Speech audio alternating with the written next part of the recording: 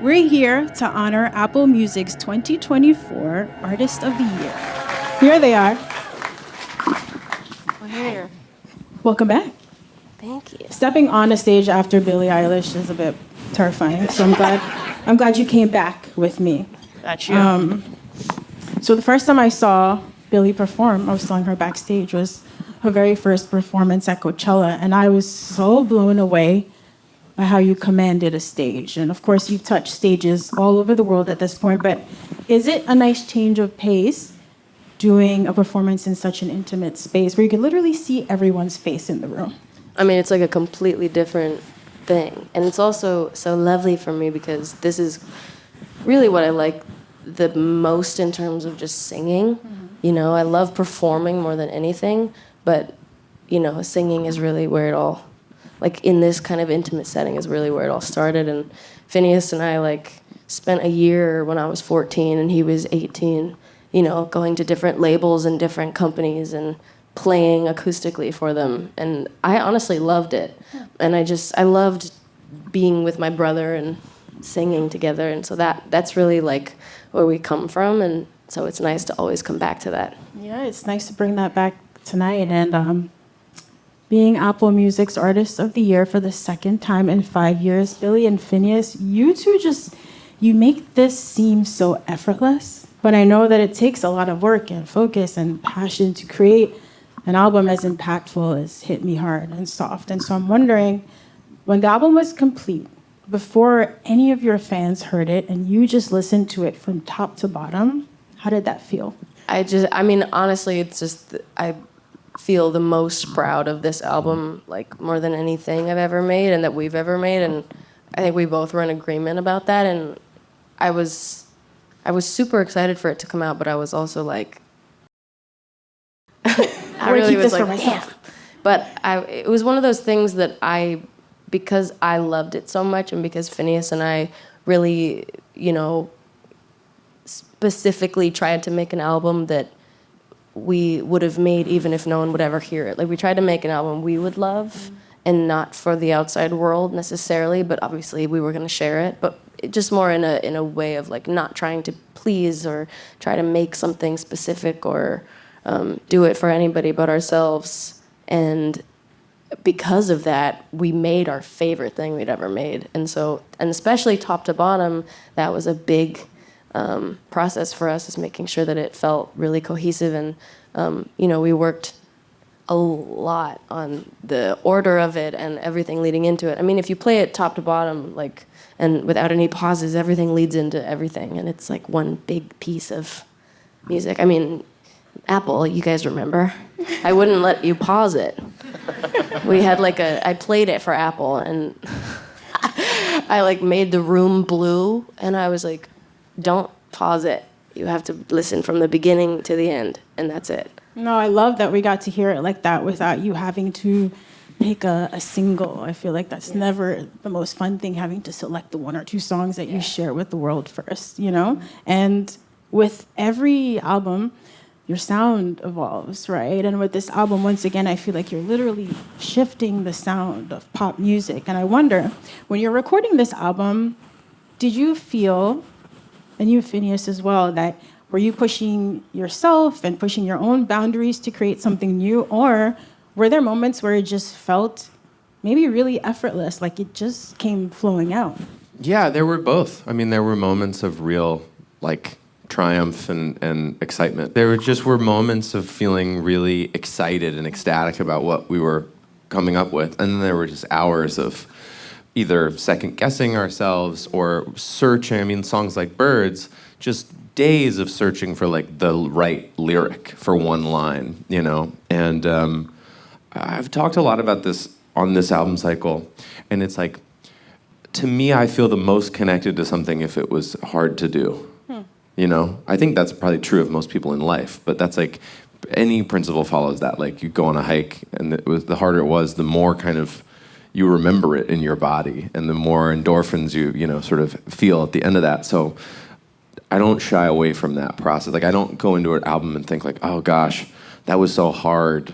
To me, it's like, oh yeah, and then at the end of it, I get to feel really satisfied by it. We're a little bit older. We've made more stuff. We're maybe more critical and judgmental of other work and also our own. And so I think that can trip you up when you're working on something because you remember how it felt to make your album when you were 17. And when you're 17, you think you're the shit, right? Because you are. But when you're 17, you're like, we are awesome. And then when you're 22 or 21 or whatever age Billie was when we were making this album, she's being like triple, quadruple as thoughtful. And so she's like, I think I can do a better vocal take. I think I can write a better lyric for that. And so your kind of experience is less like full of satisfaction. Right. You know, I think it makes you make better art. I think you work harder for it. But I think that can be an odd experience. You're like, this doesn't feel good. I'm really beating myself up. But I do think it pushes you. It makes sense. You lose some of that sort of carefree. Yeah, like we rock. Just off the wall. This is going to be fun no matter what comes out, you know? For sure, And you listen to your old stuff critically, and you're like, why did I think I was like the best ever at the time? Yeah. Yeah. I mean, that first album did get you the Artist of the Year award, so it was pretty great. It's nice to hear you guys talk a little bit about the dynamic as siblings, because I have to say, I've always been in awe of you as siblings and creative partners. Like, as a parent, I cannot think of a cooler feeling in the world than having kids who not only like each other, but can create together. Yeah. And I wonder, at this point, you've clearly known each other for some time.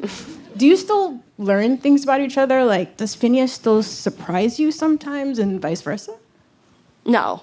I feel like I know my brother better than anybody will ever know him, and I can't know him any better. Like, I never learn anything new. I know He doesn't every change, single he doesn't thing. evolve, And I feel nothing. like it feels exactly the same. You don't learn anything. We know all of each other. I mean, truly. And it's like, you know, I feel like you learn a lot about your parents because when you grow up, you realize your parents are real people and not just your parents, and they've had entire lives before you. Sure. So I feel like I'm always learning about my parents and their lives and who they are. And I feel like my brother, I feel like we stopped learning like from when we were like Finneas, 10. I'm sad to hear that you've peaked already You learned. because I feel like you have a lot ahead of It's you. not, but it's not peaking though. It's like I know every single thing about him. That's what you think. Maybe I'm like learning what I think the things maybe that we're learning of each other is the talents we both have. Oh, sorry, the talents you have. I learned the things that you. I learned like your talents.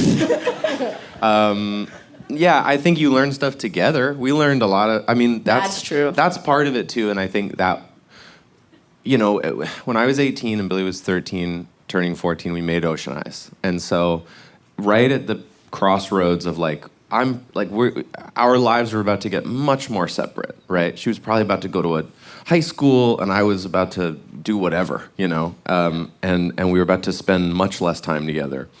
And instead, we spent more time than we'd ever spent together, because suddenly we were coworkers, you know, and we love each other, so it turned out to be awesome. But that's a kind of an odd, unusual, you know, you talk to your friends that are siblings, and they grow up and there's more distance. They talk on the phone. They live in different states. They live in different countries. And we got closer and closer because we became like coworkers, basically. Thank God. And so I think a lot of what we've learned as adults, we've just learned together. You know, a lot of the things that have changed the two of us. Yeah. But no, I don't learn anything from. Are there compliments when you guys are working? Is there like, oh my God, Finneas, Billie, great job? Or are you just like, great, you did the thing. Can we keep it moving? We have work to do. Yeah, kind of that. Makes sense. It's not like great job, but it's like, I mean, we give each other props when we think the other did something cool, for sure. But it's weird, like watching the footage of us making it, it's very like. Not a lot of celebration. No, I mean, you know, I was watching us write like whatever became then, you know, the big stuff from the album, and like when we wrote it, it's like, oh, cool, okay. Now what do we do? It's just like really weird. It's like we don't. I don't know. I don't know. You know what's a funny part of our workflow that amuses me is like, so I taught Billie years ago how to record her own vocals because she is an amazing singer and hears the edit in her head. And I was like, well, let me just teach you how to record, and then I'll teach you how to comp it, and it'll be great. And so Billie often, like, when she wants to do a vocal, I'll go sit on the couch where she was, and she'll start comping her vocal. And she'll, like, work her ass off at it. She'll just do a crazy comp. And sometimes, like, every 2 hours, I'll have one note. You know what I mean? I'll be like, I think there's a better line in that verse. And I always feel her, like, she's been working for 2 hours, and I give her a note, and she goes... This guy. And I think there's a little that happens.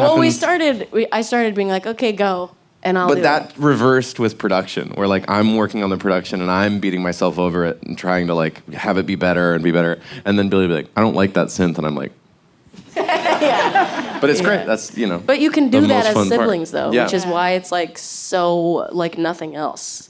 Billy, from the time that I hit play on your very first album, I was just convinced that one of your superpowers was being able to write about these really just complex, dark, sometimes just straight up, I'm going to say it, messy human emotions. These are the things that a lot of us, we bottle up. Maybe we'll vent to a couple of friends. Hopefully we can pay a therapist to listen. But what does it feel like to be able to release that kind of emotion and share it with so many people? Does that ever feel normal? It's really hard to wrap one's head around, especially because it's not in front of you. Like it's, you hear about the numbers and you see the numbers and you see, all of the proof that it's happening. But, as is everyone else, I'm just like sitting somewhere in my house and it's just really hard to process that kind of thing. And then, especially with an album, let alone a song, or a song, let alone an album, that meant so much to me in making and was only mine and Finneas's for so long, and nobody knew and never had listened to, and nobody, knew anything about it, and it didn't exist in the world, but we loved it so much. And then, like when I did the first show of my tour that I'm on right now, specifically The Greatest just has it's just a special one to us, so I keep mentioning it, but I did The Greatest, and I like took one of my in-ears out, and I just like heard this giant arena filled with people singing it. And they were singing every other song too, but something about hearing that song that has this meaning for me and this memory for me, and also like the memory of us making it and what it gave us in our kind of creative spirit, and just like hearing that crowd sing it, it really made me like have the in front of me proof. I could see it with my eyes, I could hear it with my ears, and that is like something that I hold so close to me. And every time I get a chance to really like see how what I do or whatever impacts people in real time, that's the stuff. So that was the moment you could wrap your head around it. That is really incredible. Yeah. Things have been moving so fast for you. It feels like Yeah. every year is a bigger year than the last. And I'm sure everybody in the room often feels really overwhelmed just trying to juggle regular civilian life. Yeah. What is it like for you with things moving so quickly and the spotlight constantly being on you? How do you keep both feet just firmly planted on the ground? It's an interesting question. I mean, I don't know. I have a great family and I have awesome friends, and I really don't live my life like, it sounds stupid for me to say, but I really don't live it in like a celebrity-ish way. Like I really did spend many years being so scared of the outside world and of paparazzi, which by the way did follow me when I didn't want them to, thank you, a lot. But I also just didn't go out, I didn't have friends, I didn't want to do anything because I was really scared and I didn't know how to exist in the world. And that was so lonely and isolating and not fair. And I have really done a lot of work to be able to exist in the world. And I think that's what keeps me on my feet. And being out in the sun is really important. And friends are really important. And like, I didn't really have many for a long time. And I don't know, my friendships have been like the most important thing in my life, aside from like my brother. My brother is the most important thing in my life. And my parents. Thank you for sharing that. Thank you. I understand why you wouldn't want it to come off as, complaining about it, but I understand how it can be very isolating. Yeah. Even your schedule, being out on a world tour, there's a lot of things I'm sure that you miss that you would like to be home for, and you are in your hometown. Obviously, you grew up here in LA, and, in the past few years, you've touched so many corners of the earth, and traveling is one of the experiences that absolutely influences a person, but I think very few things shape you as much as like the place that you actually grew up. Yeah. At this point, do you still feel tethered or shaped really by the city, or has that like changed for you since you've been on the road so much? I definitely love LA so much. Every single time I come back, I'm just so happy to be here. And I really have no feeling of,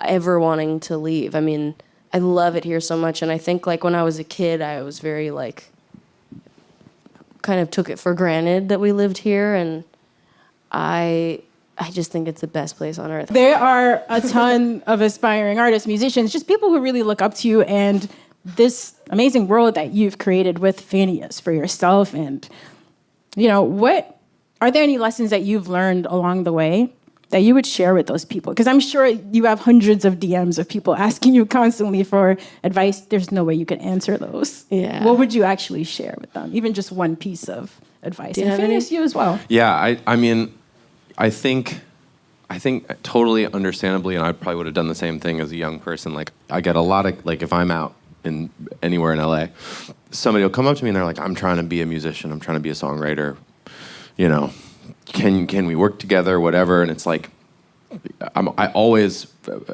ask everyone to send me whatever they're making. I want to hear it, and if I love it, I hit them up.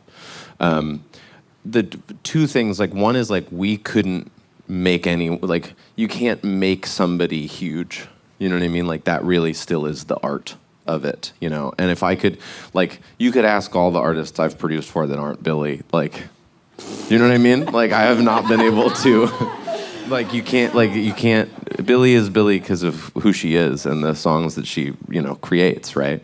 But I think the thing I try to tell people is, I'm like, the steps, the small steps, you have to really be in the job because you like all those, Make these tiny little goalposts and then send it. I think that's the kind of way to live a fulfilled life, So good. I see why you like him so much, Billie. What a cool guy.